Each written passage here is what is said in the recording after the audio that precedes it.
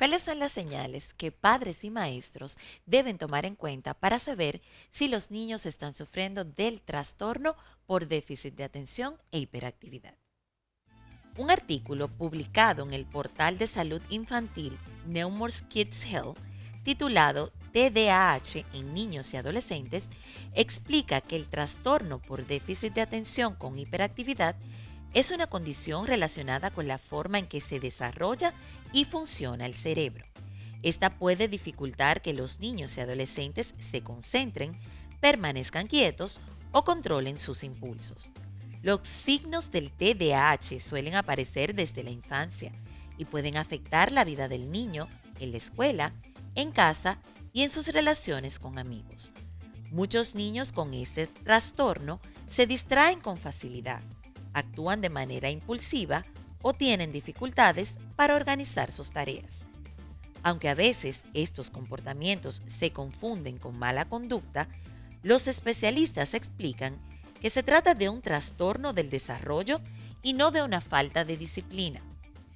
Y de esta forma, amigos, damos inicio a Para Padres. Hoy tratando un tema de suma importancia como es el trastorno por déficit de atención e hiperactividad. Para hablarnos de este tema tenemos un invitado en el día de hoy muy especial. Él es Elvin Velázquez, quien es psicólogo clínico con maestría en psicología y terapia infanto-juvenil. Es importante que nosotros como padres o maestros estemos pendientes de las señales que pueden estar dando nuestros niños, porque como mencionamos al inicio, muchas veces creemos que son malas conductas cuando en realidad esto va mucho más allá. Sabremos conversando con nuestro invitado en el día de hoy a partir de qué edad se puede hacer un diagnóstico y cuáles son las conductas que nos dicen que debemos intervenir en nuestros niños para poder ayudarles si están padeciendo de este trastorno. También encenderemos el modo Parental On, precisamente con algunos consejos claves a la hora de nosotros en casa poder trabajar con un niño que tenga trastorno por déficit de atención e hiperactividad. También nuestro consulta al experto en el día de hoy nos responderá una pregunta clave al respecto de este tema tan importante. Les invitamos a que se queden ahí porque este programa está buenísimo. Y no basta con todo esto. Tenemos un Explora y Aprende con Caroline Rodríguez, nuestra dermatóloga, que nos va a hablar precisamente de cómo tratar una dermatitis atópica. Es importante siempre cuidar a nuestros pequeños y la piel es el órgano más grande que tiene el cuerpo. Esto y mucho más vamos a compartir con todos ustedes aquí en Para Padres. Bienvenidos.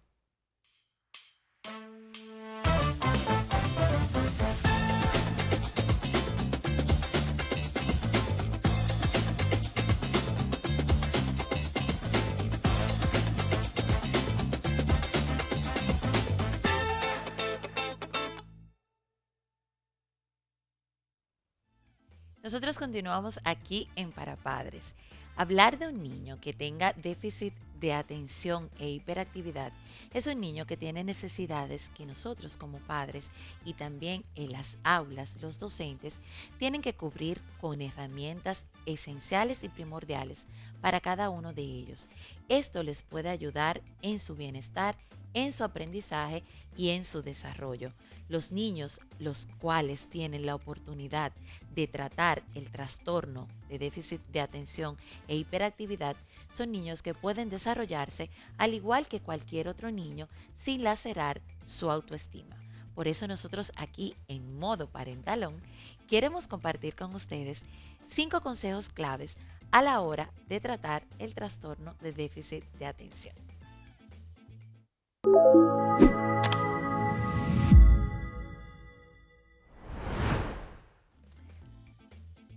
Establecer rutinas claras. Los niños con TDAH se benefician mucho de horarios definidos para estudiar, jugar, comer y dormir. Las rutinas les ayudan a organizarse y saber qué esperar durante el día. También es importante poder dar instrucciones que sean simples y directas. Es mejor dar indicaciones cortas y específicas una a la vez Esto facilita que el niño entienda lo que debe hacer sin sentirse abrumado. Reconocer los logros y los esfuerzos, todo el avance que han tenido los niños. Valorar cuando el niño intenta concentrarse, termina una tarea o mejora su comportamiento, fortalece su autoestima y lo motiva a seguir esforzándose. También es bueno crear un espacio que sea adecuado para estudiar, sin nada que pueda distraerlo y sobre todo con una luz adecuada para esta actividad. Un lugar tranquilo, con pocas distracciones y bien organizado, puede ayudar a mejorar la concentración al momento de hacer tareas o estudiar. Algo fundamental es mantener comunicación con la escuela todo el tiempo. Hablar con los maestros permite conocer cómo se desempeña el niño en el aula y trabajar juntos en estrategias que favorecen su aprendizaje. Es importante que recordemos que cada niño es diferente, por lo tanto, tenemos que aplicar las herramientas necesarias para su caso en particular. Los niños pueden desarrollarse perfectamente con el amor, el apoyo y la aceptación de sus padres y del entorno escolar. Nosotros les invitamos a que se queden ahí, porque cuando regresemos estará con nosotros Elvin Velázquez, psicólogo clínico con maestría en psicología y terapia infanto-juvenil, hablándonos de cómo debemos tratar los niños con trastorno por déficit de atención e hiperactividad.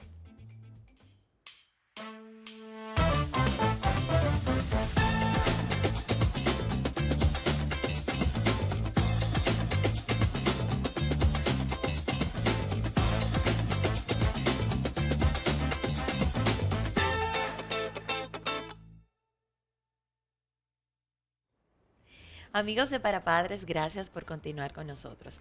Tal como habíamos anunciado en el segmento anterior, para nosotros es un placer recibir en el día de hoy al psicólogo clínico Elvin Velázquez. Elvin tiene maestría en psicología y terapia infanto-juvenil. Con él estaremos hablando precisamente de la importancia de poder identificar tanto en casa como en la escuela los niños que tienen pues déficit de atención e hiperactividad. Bienvenido, gracias por estar aquí con nosotros. Saludos, es un placer poder estar aquí en Para Padres para poder hablar de un tema que es tan importante y que cada día podemos ver en las escuelas, en los hospitales y en cada uno de los barrios y sectores en los cuales convivimos. Tú sabes que hay muchas personas que creen que esto es algo nuevo, que es una moda, que ahora quieren ponerle a los niños que tienen todos déficit de atención o que son hiperactivos y que en muchas ocasiones es parte del desarrollo. Sin embargo, a mí me gustaría que definiéramos primero qué es el déficit de atención e hiperactividad. Es algo que tú dices que es muy real, que vemos a día de hoy, que los padres simplemente ven el TDAH como algo que es normal y a veces puede confundirse con esto. Cuando queremos definir el TDAH, lo definimos como una condición del desarrollo cerebral en la cual se ve una desregularización de las emociones, del control de impulsos, de la actividad energética, digamos, hiperactividad o de la atención. Entonces es algo que va más allá de una crianza o de hábitos y entra en el campo de cómo ese cerebro de ese individuo se está desarrollando. ¿Cómo funciona? Claro. Una pregunta. ¿Van de la mano el déficit de atención e hiperactividad o puede una persona tener déficit de atención y no tener hiperactividad? La realidad actual, digamos, de cómo es establecido en el manual de diagnóstico de los trastornos mentales, es que hay tres tipos o tres manifestaciones claras. Tenemos lo que es el tipo de inatención, que es aquel en el cual los muchachos suelen tener más dificultad para enfocarse en las cosas que están enfrente de sí. Tenemos también lo que es el hiperactivo, que es la manifestación en la cual vemos una mayor dificultad en la la actividad energética, mucha energía, muchas cosas que intentan hacer. Y entonces tenemos el tipo combinado o también llamado tipo impulsivo, que es uno en el cual vemos una combinación de estos dos tipos y también vemos mucha impulsividad. Ahora con la explosión de tener información a la mano, muchas veces nosotros creemos que podemos hacer un diagnóstico cuando estamos viendo a los niños en etapas tempranas de su vida desarrollándose. Ujú. Sería bueno que nos contaras a partir de qué edad realmente se puede establecer un diagnóstico y cuáles son los síntomas que le dicen a un padre, mira, es importante que yo busque ayuda. La edad más común que nosotros recibimos en terapia es entre los 7 u 8 años, porque ya es una edad en las cuales se espera de los niños que tengan un poco más de autorregulación. Sin embargo, se puede comenzar a diagnosticar tan pronto como a los 4 o 5 años. Normalmente llegan allá al consultorio, a las terapias, porque el colegio comienza a notar ciertas dificultades que quizás los padres ven como algo muy normal o común en su contexto familiar, y entonces esto provoca que tengan que solicitar esta ayuda, a que puedan ver que no es quizás algo tan normal o algo que es simplemente una falta de crianza o una falta de reglas. ¿Se puede heredar esta condición? Sí, un alto factor de heredabilidad se encuentra en este trastorno. Se cree que se puede heredar hasta un 40% de probabilidades. Entre los trastornos de neurodesarrollo es de los que más se heredan. Tú mencionabas que normalmente cuando ya los niños llegan a consulta es porque vienen derivados de la escuela. Ujú. Sin embargo, en casa me imagino que también los niños presentan algunas conductas que nos pueden decir, quizás yo debería de buscar intervención, quizás debería de buscar una consulta o ayuda para saber si mi hijo necesita realmente una atención específica en cuanto a la conducta o el comportamiento que está presentando. Sí, como padres a veces puede ser un poco difícil darse cuenta de eso, porque tendemos entonces a simplemente verlo como, ay, pero es un niño, estas son las cosas normales, es mi hijo y hace esto. Entonces tendemos a normalizar esto o a achacarlo a una falta de esfuerzo o de deseo por el niño. Sin embargo, algo que podemos utilizar para poder identificar que verdaderamente es un posible trastorno de déficit de atención es el hecho de que vemos disposición y deseo de parte del niño para hacer las cosas de una manera en específica, pero ese deseo, ese querer no se transforma en acción. Hay mucha dificultad para, ay, yo me quiero comportar bien, yo entiendo lo que papi y mami me dicen, yo me quiero esforzar, pero luego cuando necesito prestar atención, cuando necesito controlarme, me siento imposibilitado de hacerlo. Entonces, esa disonancia entre quiero, pero no logro hacerlo. Es una situación biológica. Ujú. O sea, podemos dejar establecido que biológicamente el cerebro del niño está configurado de esta forma determinada. Ya a partir de ahí, entendiendo de que es algo biológico, que él no puede evitarlo, que no es una situación conductual, ¿cómo podemos ayudarlo? Y no solamente al niño. Me imagino que has tenido que trabajar en terapia con el entorno familiar, con las familias, porque en muchas ocasiones los primeros que no aceptamos que existe una condición somos los padres. Sí, está científicamente comprobado que el mejor enfoque terapéutico es aquel que es multidisciplinario. No podemos trabajar con un niño en terapia infanto-juvenil si no trabajamos con los padres.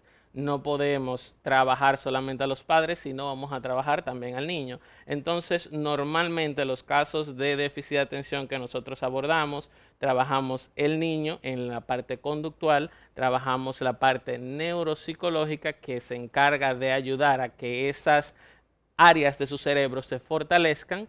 Trabajamos también con el área psiquiátrica, de caso de ser necesario, y también entonces tenemos la psicoeducación para los padres para que ellos puedan equiparse con las herramientas necesarias para entender y manejar el diagnóstico en todos los ámbitos que se le vaya a presentar.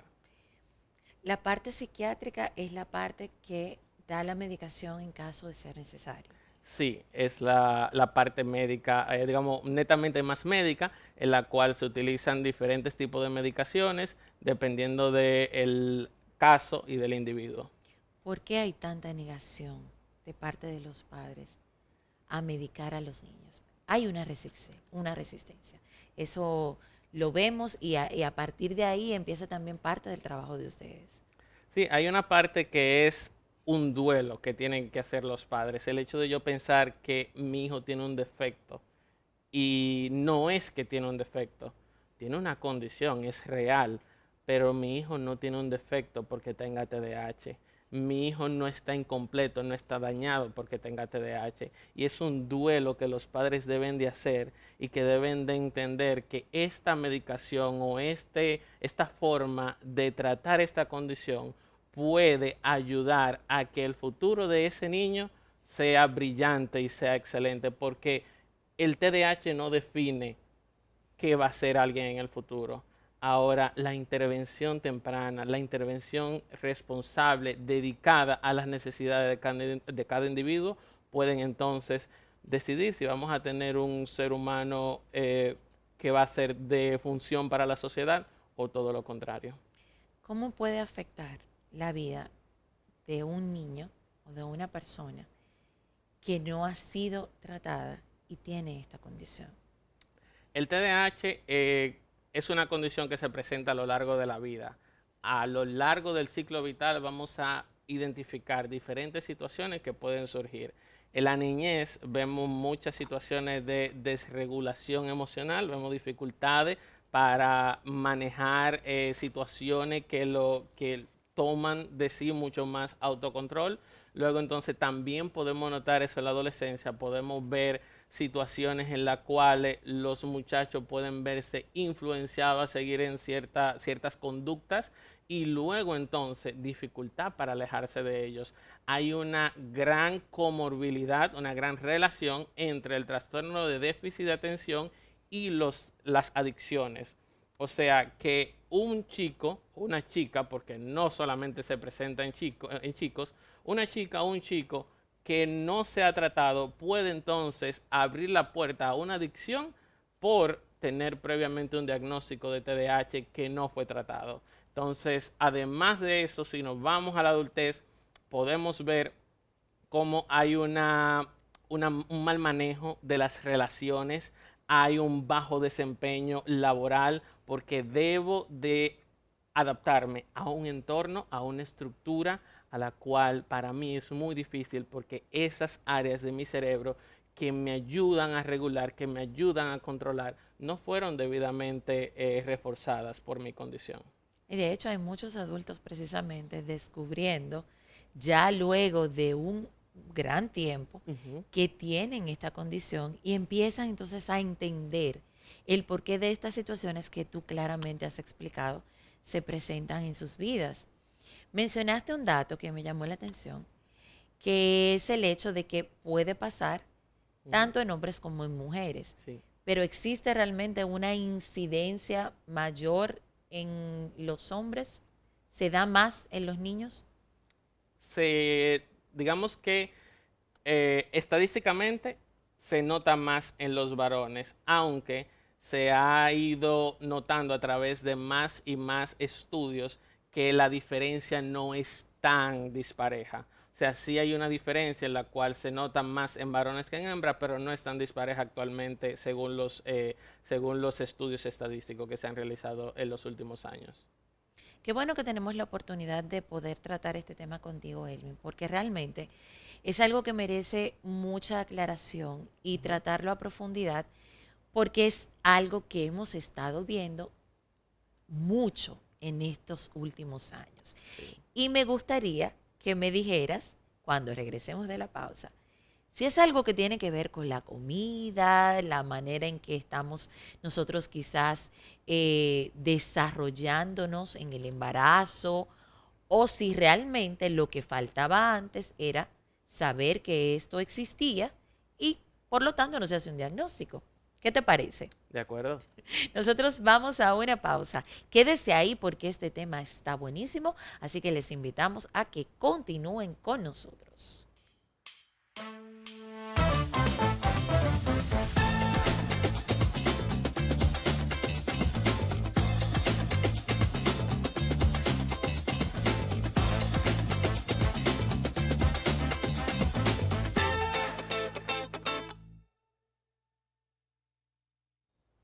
Amigos de Para Padres, gracias por continuar con nosotros. Estamos conversando con el psicólogo clínico Elvin Velázquez, hablando sobre el trastorno del déficit de atención e hiperactividad.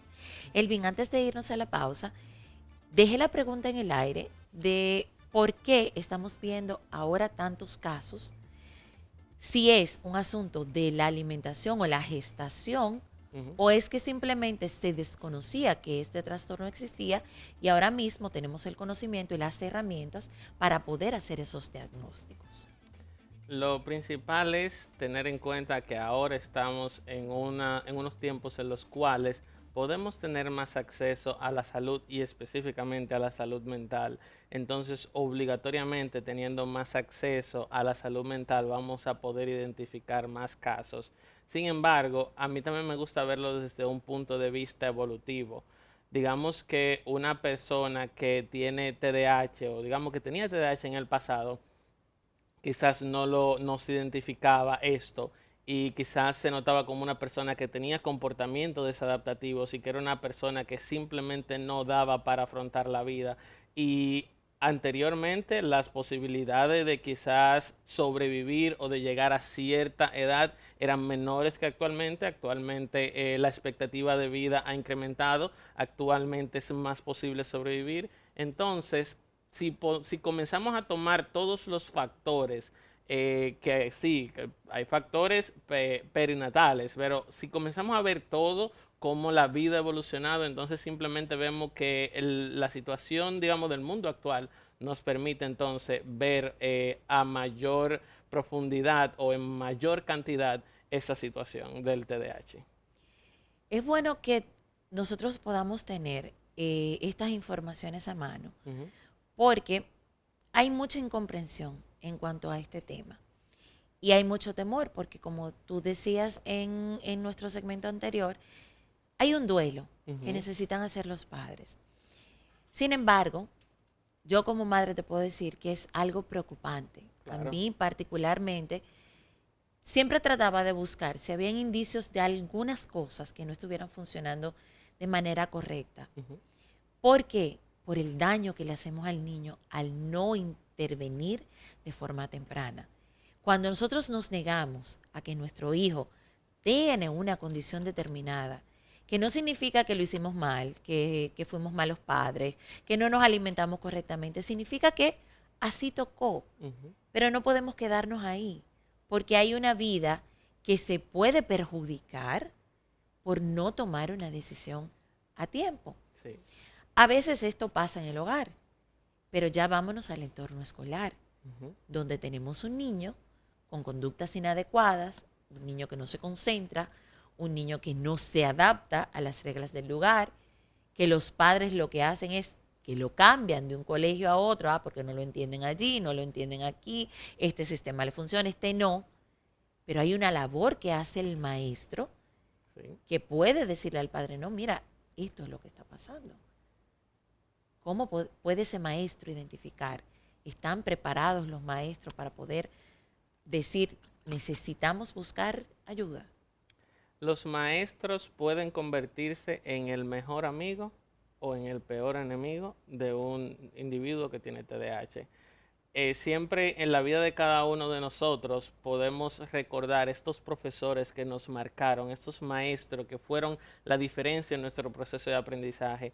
Y cualquier maestro que pueda identificar estos puntos, esta situación en específico, esta condición, entonces puede volverse ese anclaje para que el niño pueda sentir que la educación es para él, porque cuando los niños comienzan a tener dificultades en la escuela, comienzan entonces a sentirse aislados, comienzan a sentirse que ellos no son suficientes o que eso no es para ellos. Entonces, tratan de buscar cuáles son esas cosas en las que yo soy bueno, porque yo necesito una retribución, yo necesito sentirme que también yo valgo, así como lo hace el que saca una nota buena. Entonces, de parte de los maestros es muy importante que puedan notar cuando, más allá de una falta de reglas o una falta de simplemente adaptarse al ambiente, hay algo que no está, digamos, funcionando de la misma manera que la mayoría. Cuando a pesar de las reglas y a pesar del ambiente, la mayoría de chicos se mantienen atentos, pero hay uno que no lo hace. Cuando a pesar del horario en el que estamos o las condiciones en las que estamos, los chicos están tranquilos, pero tengo uno que está hiperactivo. Cuando a pesar de cómo los niños han aprendido, cómo los hemos educado, pueden manejarse, pero sin embargo hay uno que es muy impulsivo. Entonces saber identificar cuando fuera de las reglas, fuera de la norma, estoy notando este caso en específico que no debería de estar sucediendo, que es diferente a lo común, a lo que yo estoy notando que es mi mayoría. Hablabas de ese niño que no se siente suficiente. Ujú. Me surge esta pregunta. ¿Cómo afecta la autoestima de un niño que tiene TDAH? La afecta mucho. Si no se logra identificar que tiene TDAH y comenzamos a ver que el niño tiene dificultades en la escuela o que tiene dificultades en el hogar o con sus pares, sus amigos, entonces puede comenzar a sentirse rechazado y entonces puede comenzar a buscar lugares o cosas en las cuales se sienta aceptado. Entonces comenzamos a ver que quizás un niño que tiene TDAH tiene mucha energía, es hiperactivo, es impulsivo y cuando está jugando con sus amigos quizás no tiene las habilidades sociales para quizás entender que es el momento de pasar la pelota en vez de simplemente yo tomarla, o es el momento de dar el permiso a que alguien más participe en vez de yo hacerlo. Y eso puede entonces llevar a que tus amigos, tus pares te terminen rechazando. ¿Y qué termina haciendo? Termina entonces buscando aquel lugar, aquella cosa donde se siente bueno. Y entonces podemos ver que derivan mucho a las pantallas, derivan mucho a los videojuegos, derivan mucho a amigos o pares que sí lo entienden, pero no necesariamente esos amigos o pares son los mejores, no necesariamente son un buen ejemplo, sino que pueden terminar uniéndose o identificándose con personas que no van por un buen camino y entonces terminar tomando esta vía.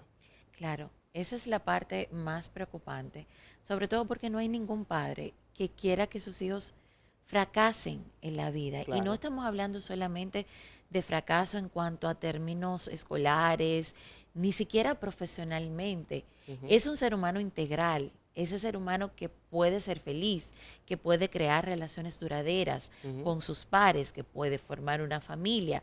Es esa persona que logra llevar su vida por el rumbo que ha tomado la decisión de hacerlo. Claro. Sin embargo, nosotros no siempre, o casi nunca en realidad, Ujú. tenemos las herramientas, tenemos el conocimiento de cómo canalizar toda esa energía, sobre todo en los más pequeños. Y lo ideal es poder hacerlo cuando todavía están pequeños, porque me imagino que si llegan a la adolescencia en esta condición, pues ya las cosas se complican un poco más. Sí, cuando se llega a la adolescencia, como había dicho anteriormente, vemos lo que son, digamos, problemáticas más inherentes a esa etapa del desarrollo, así que la intervención temprana es muy importante. Es necesario que haya una coordinación entre el colegio y los padres, entre el colegio y el hogar, entre las herramientas que pueden utilizar. Actualmente la tecnología nos da una facilidad y es que tenemos acceso a todo tipo de información. Ahora mismo los padres pueden venir a Para Padres y escuchar esta charla que quizás si no pagara o si no fuera a un consultorio o a una cita médica en específico, no estuviera escuchando esa información.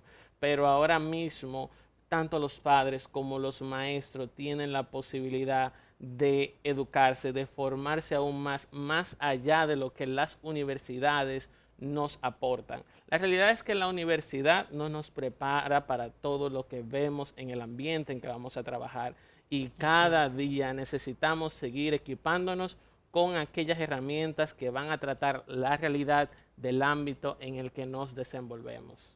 ¿Hay algún consejo que te gustaría darle a algún padre, como tú mencionas, nos esté viendo y tenga Ujú. quizás la sospecha de que su hijo tiene TDAH? Bueno, yo diría que el TDAH es simplemente una ventaja que usted puede utilizar a su favor. Puede parecer que es una manera de decirle a usted que no vea la realidad, pero el TDAH puede darle a su hijo la oportunidad de ver cosas de manera diferente. No nos enfoquemos en que es solamente una condición que va a significar un obstáculo para el niño o para el adolescente. Veamos qué puede el niño o el adolescente hacer de diferente a través de esto. Los niños, adolescentes y adultos con TDAH son personas muy creativas, son personas que tienen una atención al detalle que muchas veces excede a aquella de otras personas. Entonces aprendamos a notar lo bueno, aprendamos a felicitar por el esfuerzo, aprendamos a ver la diferencia en estos individuos, en nuestros hijos, y a no pensar que lo hacen solamente por mal. Aprendamos que este no es el fin del mundo. Un diagnóstico de TDAH simplemente es una puerta para que usted como padre pueda conocer y entender mejor a su hijo. Así es, y la aceptación realmente es una gran muestra de amor. Correcto. Elvin, queremos agradecerte el que nos hayas acompañado en el día de hoy hablando de este tema tan importante que es el trastorno por déficit de atención e hiperactividad. Ujú. Nos acompañó Elvin Velázquez, psicólogo clínico con maestría en psicología y terapia infanto-juvenil, hablándonos del tema del trastorno por déficit de atención e hiperactividad. Ya ustedes saben, mamá o papá que están en casa y nos están viendo o escuchando, les invitamos a abrazar a su hijo y a tomar en cuenta este diagnóstico si ya fue determinado, porque como bien nos decía nuestro experto, no es el fin del mundo. A ustedes les invitamos a que se queden ahí porque nosotros continuamos con mucho más de Para Padres.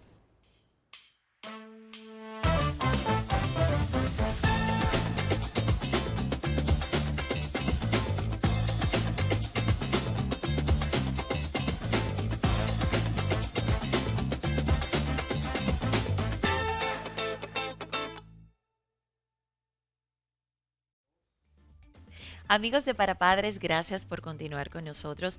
Conversamos con este experto, un tema tan importante.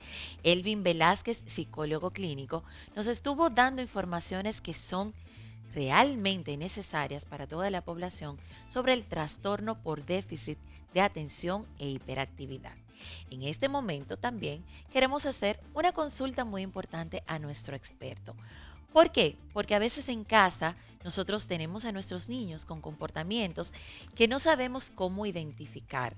Nos preocupa cuando empiezan a llamarnos desde la escuela ante situaciones que se están presentando allá o que quizás nuestro niño no logra concentrarse y nosotros no siempre tenemos a mano las respuestas. Por eso, en consulta con el experto en el día de hoy, la pregunta que tenemos para el psiquiatra infanto-juvenil Edison Rodríguez Díaz es la siguiente: ¿cómo pueden los padres diferenciar entre un comportamiento normal en la infancia y un posible problema que requiera evaluación de un psiquiatra pediátrico?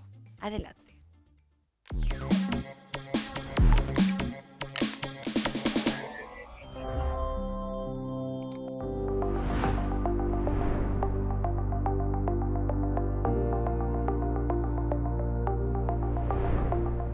¿Cómo pueden los padres diferenciar entre conductas que están dentro de la normalidad y conductas que pueden indicar la necesidad de asistencia en salud mental, específicamente del psiquiatra infantil?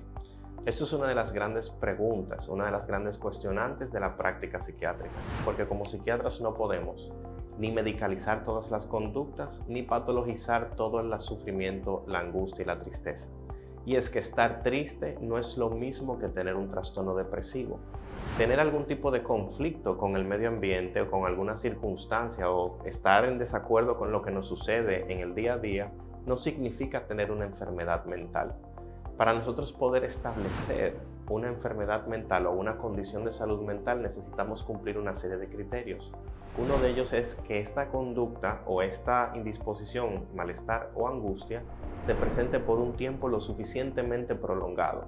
Esto puede variar dependiendo de la condición o de la entidad clínica de la que estamos hablando, pero no se puede comparar con la fluctuación normal que ocurre en el estado del ánimo. Es normal ponerse triste cuando perdemos algo que es valioso para nosotros. Puede ser un objeto, puede ser un trabajo, una amistad, puede ser una persona como tal. Otro criterio que nosotros utilizamos para poder determinar cuando hay problemas que ameritan algún tipo de asistencia o algún tipo de seguimiento por nuestra parte es el tema de la adaptabilidad. La resiliencia, que es una palabra que se utiliza mucho en los medios sociales, es la capacidad que tenemos, los recursos que tenemos para hacerle frente a los cambios y a las situaciones del día a día y los obstáculos que se nos presentan en la vida. Pero la resiliencia no es absoluta y la resiliencia se construye. Por eso es importante permitirle a nuestros hijos experimentar la frustración y no apartar de su camino todas las piedras y obstáculos para que cada vez más puedan tener mayor capacidad de resiliencia. Esta resiliencia se puede agotar también. Podemos vernos frente a situaciones en las que inicialmente la persona pudo hacerle frente a lo que estaba sucediendo, pero se agotó y se combina también con otros factores, como es el factor genético. Toda conducta que persista e impida que el niño o adolescente pueda formar parte del día a día, pueda desenvolver sus acciones diarias, como ir a la escuela, su proceso de aprendizaje, disfrutar de la compañía de sus amigos, disfrutar en familia, etcétera, etcétera, etcétera, puede constituirse una señal de alerta que amerite la búsqueda de ayuda psicológica o psiquiátrica.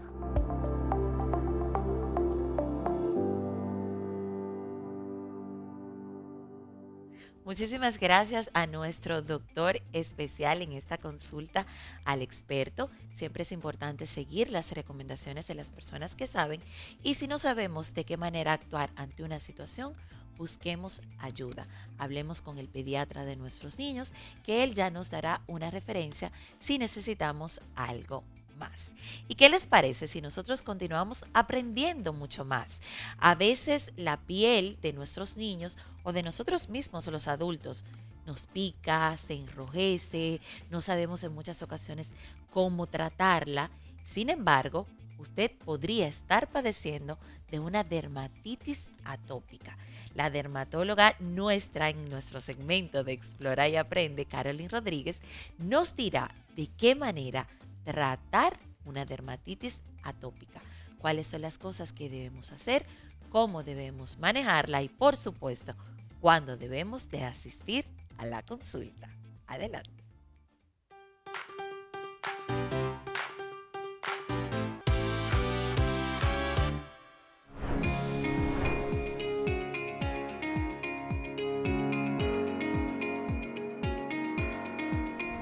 Si tu hijo tiene la piel muy seca, enrojecida o con picazón constante, podría no ser solo resequedad, podría tratarse de una dermatitis atópica. Y te preguntarás, ¿qué es la dermatitis atópica? Pues esto es una condición inflamatoria crónica muy común en los niños y suele aparecer en mejillas, detrás de las rodillas, en pliegue de los brazos y en el cuello. Te recomiendo, como número 1, hidratar con cremas especiales, ya sea indicada por el pediatra o por el dermatólogo, 2 veces al día. Evitar ropa de tela sintética y utilizar ropa de algodón, utilizar jabones suaves que no vayan a irritar la piel del bebé y mantener las uñas cortas para evitar las lesiones por rascado. Es importante no automedicar con cremas con esteroides sin supervisión médica. Con el cuidado adecuado, la dermatitis puede controlarse y mejorar significativamente la calidad de vida del niño. La clave está en la constancia y la orientación profesional.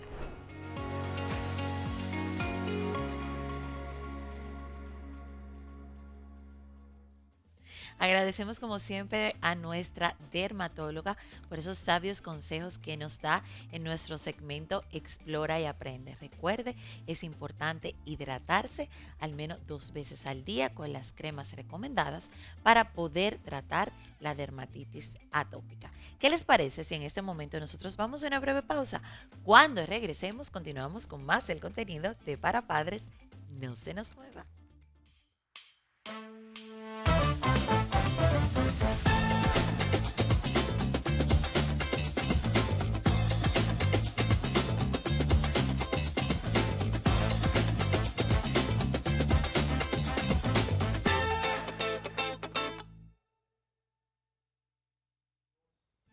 Amigos de Para Padres, gracias por continuar con nosotros. Hemos estado hablando de un tema muy importante y es el trastorno por déficit de atención e hiperactividad y cómo nosotros desde la casa y también los maestros desde la escuela pues pueden ayudar a los niños ante una sospecha de que están padeciendo de este trastorno. Lo más importante de todo esto es el amor que nosotros pongamos en nuestros hogares y sobre todo el apoyo que podamos darle a nuestros hijos. Eso fue parte de la conversación que sostuvimos con el psicólogo clínico Elvin Velázquez, que nos dio datos importantes de lo que pasa en la vida de los niños y sobre todo en el cerebro de nuestros pequeños que están padeciendo del trastorno de déficit de atención e hiperactividad. También nuestro modo parentalón, estuvimos compartiendo con ustedes algunos consejitos que nos parecen muy importantes a la hora de cómo sobrellevar esta situación en casa. Y consultamos con nuestro experto, un psiquiatra pediátrico nos estuvo acompañando en el día de hoy, hablando también sobre cómo podemos nosotros tratar de manera efectiva el trastorno de déficit por atención e hiperactividad.